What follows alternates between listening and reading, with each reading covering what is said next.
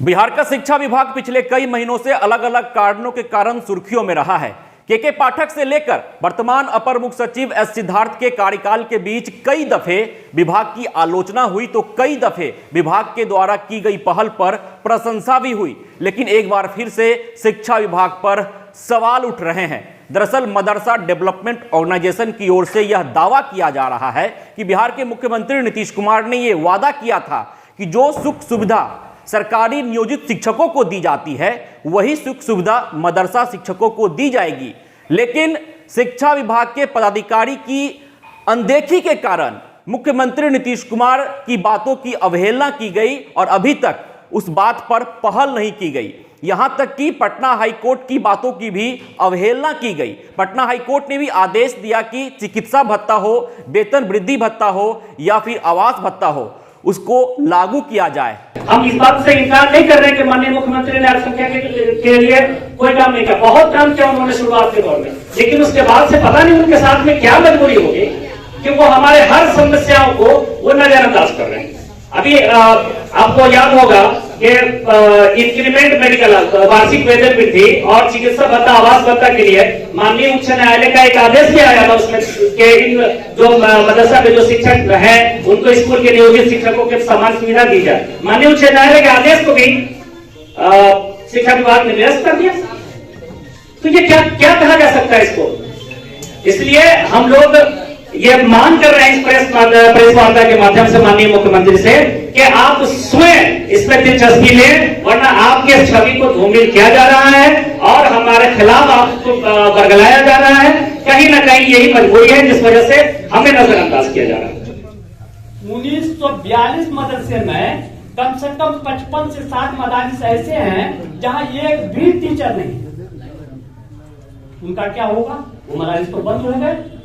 अब हमारे माननीय नीतीश जी मुख्यमंत्री बिहार वो दिल से चाहते हैं कि इनका काम हो, लेकिन उनके इर्द गिर्द जो लोग बैठे हुए हैं शायद वो नहीं चाहते हैं कि इनका मामला वहां तक पहुंचे। इसलिए अब आपसे बहुत ज्यादा हम उम्मीद रखते हैं कि हमारे मसाइल को वहां तक आप पहुंचाएंगे। ये बहुत अहम मसला है, मुसलमानों के इक़्तिसादी मसला है, मुसलमानों की तालीमी मसला है, मुसलमानों की सियासी मसला भी है। अगर मदारिस खत्म हो जाते हैं, आप लोग सब जानते हैं कि मुस्लिम जो है गरीब तबका इसका ज्यादा है। 90% मुसलमानों के बच्चे का जो बुनियादी शिक्षा है वो मदारिस से है। मदारिस अगर बंद हो गए, आज आप कहते हैं कि मुसलमानों में कम से कम लिटरेसी रेट बहुत ज्यादा, जैसे 40-42 आप मान के चलते हैं, हम लोग सब मान के चलते हैं कि ये 42 अगर 50 भी आज कहते हैं आप, अगर आज 50 भी करते हैं तो मदरसा का इसमें योगदान कम से कम 45% है। मदरसा मान रहे हैं तो ओवरऑल इन सब में अगर बहालियां नहीं हो रही है तो कौन है दोषी? इसके सबसे बड़ा दोषी तो सरकार को मानेंगे जो हुकूमत में है। ऐसा तो नहीं है कि हुकूमत में जो लोग हैं वो कहते हैं कि हमको जो है मुसलमानों का वोट नहीं मिल रहा है, इसकी वजह से बहाल नहीं। ये तो आप देखते हैं कि अल्लाह ऐलान करता कि वोट मुसलमान देता भी और कहता कि मुसलमान मेरे यहाँ नहीं आए इसलिए वोट नहीं दिया। तो उससे हम कहीं बदतर नहीं है, वो उनका कहना है। कब से बहाली रुकी हुई है? ये बहाली 4 साल, पिछले 4 साल से रुकी है कंप्लीट। पिछले 4 साल से बहाली। पोर्टल जो बना हुआ है उस पोर्टल बना ही नहीं आज तक, सिर्फ कहा, इसलिए एप्लीकेशन ही नहीं जा रहा। नहीं जा रहा है। एक मैनेजिंग कमेटी है ही नहीं, मैनेजिंग कमेटी भी कहीं नहीं है, कहीं नहीं है। अमरसा बोर्ड में चेयरमैन भी नहीं है। ये एक अजीब विडंबना है कि अभी महता साहब ने कहा कि उस समय के जो चीफ सेक्रेटरी थे आमिर सुबहानी साहब, उनको माननीय मुख्यमंत्री ने आदेश किया कि आप जो नियमावली 2022 बनी है उसमें संशोधन आप अपनी निगरानी में कराइए। और उनकी निगरानी में कई बार संशोधन हुआ, एक बार नहीं 2-3 बार। उसमें हम लोग भी बैठे थे, संघ के मदरसा शिक्षक संघ के लोग बैठे थे, मदरसा बोर्ड के जो पदाधिकारी जो समय के सचिव थे अब्दुल सलाम अंसारी वो भी बैठे थे, और सब लोगों ने 2 बार संशोधन करके दिया विभाग को। लेकिन उसके बावजूद विभाग की ब्यूरोक्रेसी कह लीजिए या विभाग का नजरअंदाज करना कह लीजिए, आज भी वो फाइल नियमावली 2022 में संशोधन वाली फाइल शिक्षा विभाग के अलमारी में धूल भाग रही है। कहीं कोई इसको पूछने वाला नहीं है। वहीं पर दर्जनों बार स्कूल का जो नियमावली बना उसमें दर्जनों बार सुधार हो चुका अब तक। लेकिन मदरसा की नियमावली में कोई सुधार अब तक नहीं हुआ, जबकि मुख्यमंत्री का आदेश है। तो अब इसमें हम दोषी किसको माने? बोर्ड का गठन हो जाने के बाद भी बोर्ड के गठन के लिए भी हम लोग कई बार मांग किए। अभी गठन हो भी जाता है तो भी बहाली नहीं होगी, क्योंकि नियमावली जो है अलमारी में है। नहीं, बोर्ड का गठन तो जब नियमावली 2022 में संशोधन होगा, क्योंकि जो गजट आया था, गजट में यह था कि 3 महीना के लिए ही, केवल 3 महीना के लिए प्रशासक आएंगे, उसके बाद कंप्लीट चेयरमैन दे दिया जाएगा। लेकिन ये देखिए बार बार प्रशासक बदल रहे हैं, तो सरकार की इसके पीछे क्या मंशा है? मदरसों में सालों से खाली पड़े रिक्त पदों पर जल्द से जल्द शिक्षकों की नियुक्ति की जाए।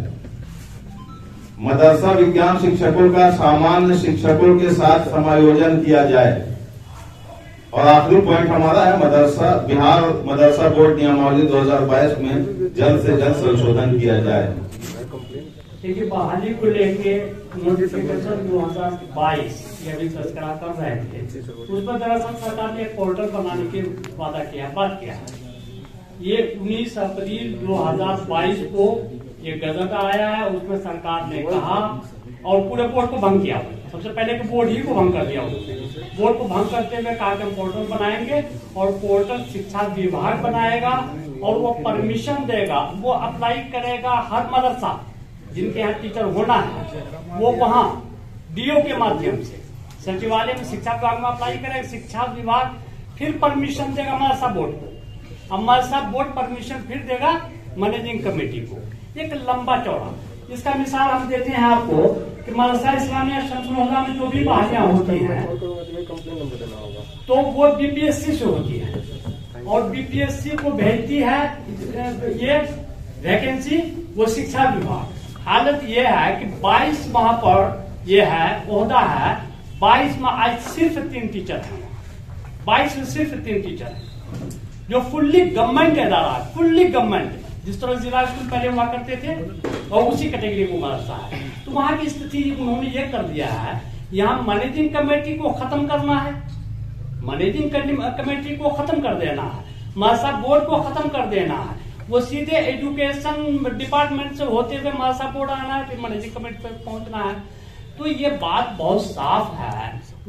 आर्टिकल 29 और 30 के तहत जो माइनॉरिटी अदारे हैं वो सिर्फ मदरसा ही नहीं आते हैं, उसमें मेडिकल कॉलेज तक आते हैं। तो आप देखे होंगे कि तमाम मेडिकल कॉलेज में उसकी अपनी एक कमेटी है और उसी के जरिए बहाली होती है। आज भी हमारे यहाँ कम से कम हम समझते हैं 35 से 40 कॉलेजेस हैं जो माइनॉरिटी के हैं, वो उन्हीं से बहाली होती है। 82 हाई स्कूल माइनॉरिटी के हैं, ये बहाली उसकी मैनेजिंग कमेटी ही करती है, कहीं पर हस्तक्षेप नहीं है। लेकिन मदरसा में आज क्यों हस्तक्षेप हो रहा है भाई? आर्टिकल 29 और 30 का तो धज्जियां उड़ाई जा रही है या उनको रोका जा रहा है, इतना तो कहा ही जा सकता है। तो ये डिपार्टमेंट से सारा कुछ तमाशा हो रहा है और सच बात यह है कि हुकूमत नहीं चाहती कि हमको हमारा नुकसान हो, लेकिन वहां तक बात पहुंचने दे तब तो वहां तक पायल जाए, तब तो पायल जाती ही नहीं है। जिस वजह से असातिज़ा या टीचर्स जो मदारिस हैं जो बेनिफिट मिलना चाहिए उनको बेनिफिट नहीं मिल रहा है। आपने सुना किस तरह से मदरसा डेवलपमेंट ऑर्गेनाइजेशन की ओर से यह दावा किया जा रहा है कि बिहार में नीतीश कुमार की छवि को धूमिल किया जा रहा है। शिक्षा विभाग के द्वारा नीतीश कुमार अल्पसंख्यक के लिए काम कर रहे हैं, खासकर मदरसा के लिए काम कर रहे हैं, लेकिन नीतीश कुमार ने जो वादा किया कि मदरसा शिक्षकों को भी सरकारी नियोजित शिक्षकों के मुताबिक सम्मान मिलेगा, सुख सुविधा मिलेगी, लेकिन नीतीश कुमार की बातों की अवहेलना की गई शिक्षा विभाग के पदाधिकारियों के द्वारा। तो अब देखना दिलचस्प रहता है कि जो आरोप शिक्षा विभाग के ऊपर मदरसा डेवलपमेंट ऑर्गेनाइजेशन की ओर से लगाया जा रहा है, उस आरोप के बाद शिक्षा विभाग की क्या कुछ प्रतिक्रिया आती है और सरकार क्या कुछ कर रही है।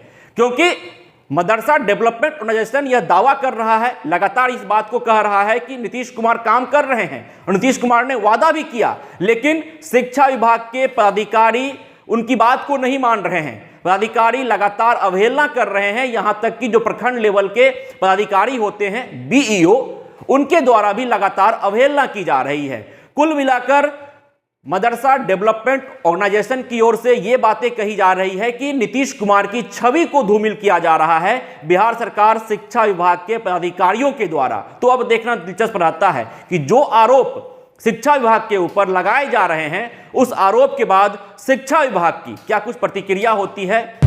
जहां 27 वर्षों के सफर में 17,000 से भी अधिक छात्रों ने डॉक्टर एवं इंजीनियर बनकर भरे सफलता की ऊंची उड़ान, जहां साधारण छात्र भी झारखंड टॉपर्स बनकर बना रहे इतिहास। दूरदर्शी शिक्षाविद श्री विपिन सिंह के मार्गदर्शन में मेडिकल एवं इंजीनियरिंग के लाखों छात्रों के लिए आशा की किरण के रूप में गोल नेशंस लीडिंग इंस्टीट्यूट